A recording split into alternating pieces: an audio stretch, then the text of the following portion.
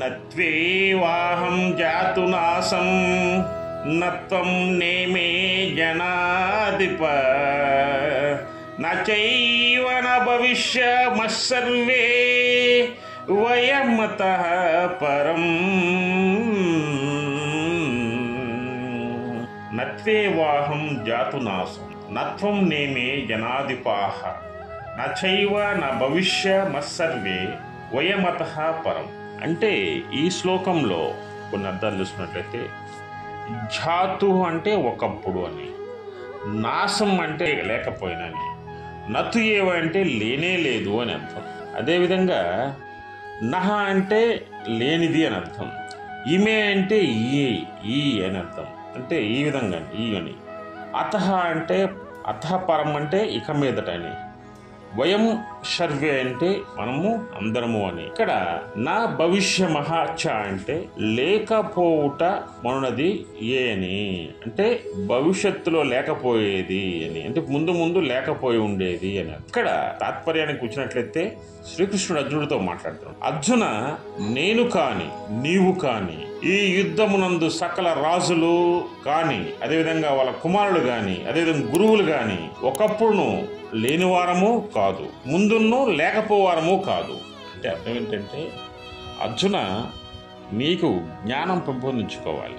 ఇప్పుడు ఈ యుద్ధరంగం ఉన్నటువంటి నీవు గాని, నేను గాని, దుర్యోధనాదులు గాని, అంటే కౌరవులు గాని, ఇక్కడ పాండవులు గాని, జన సమూహం గాని, ఎవరైనా సరే ఒకప్పుడు లేకుండా లేము, ముందు లేకుండా పోకుండా కూడా ఉండదు, ఉంటాం అంతే. ఎలా ఉంటాము అంటే నేను నీవు సమస్త జీవులు అందరము కూడా శాశ్వత ఆత్మ స్వరూపులేనని ఘోషించుచున్నది ఏది? జ్ఞానశాస్త్రం. అదేవిధంగా జీవుని శివుని ఒకే వేదికపై సమాన స్థాయిలో ఇచ్చట భగవానుడు నెలకొల్పిరి. అది పరమ రహస్యమగు ఆధ్యాత్మ తత్వము, బ్రహ్మజ్ఞాన సారాంశం ఇది.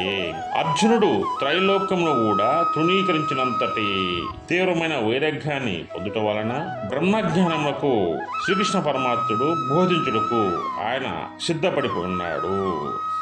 నీవు నేను ఈ రాజులందరము నిత్యము అని చెప్పుట వలన ఈ సత్యములు మీకు బోధపడుచున్నవి.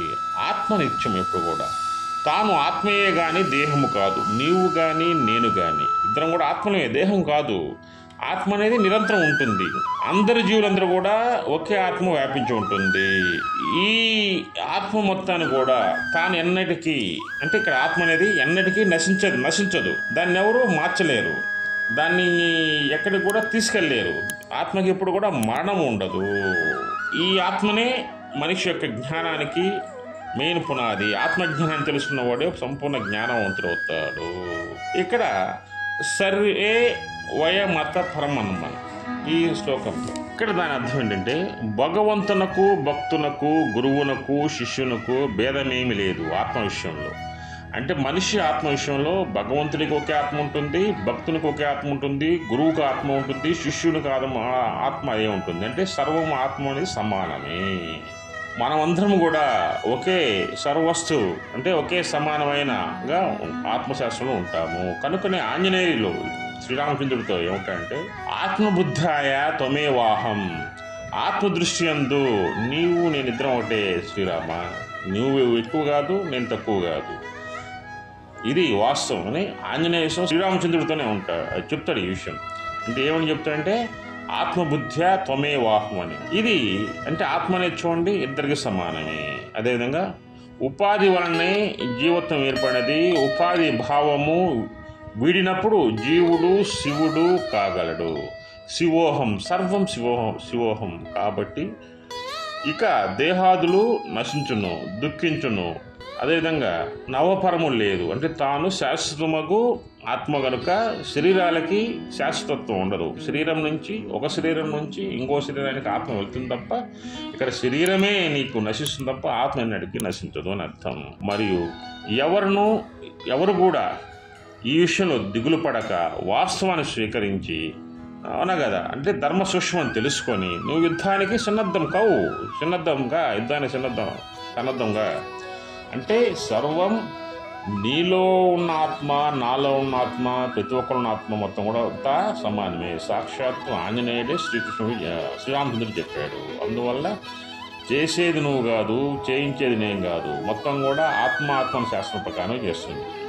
నేను చేయించేది నేను కాదని ఎందుకు చెప్తానంటే నా ఆత్మే దాన్ని నడిపిస్తుంది కాబట్టి. ఈ శరీరానికే నాశనం ఉంది కానీ ఆత్మకు నాశనం లేదు. లెమ్ము లేచి యుద్ధాలు సన్నద్ధం కమ్ము అర్జున అని శ్రీకృష్ణ భగవానుడు అర్జునుడికి బోధిస్తున్నాడు. జై శ్రీకృష్ణ, జై శ్రీకృష్ణ, జై శ్రీ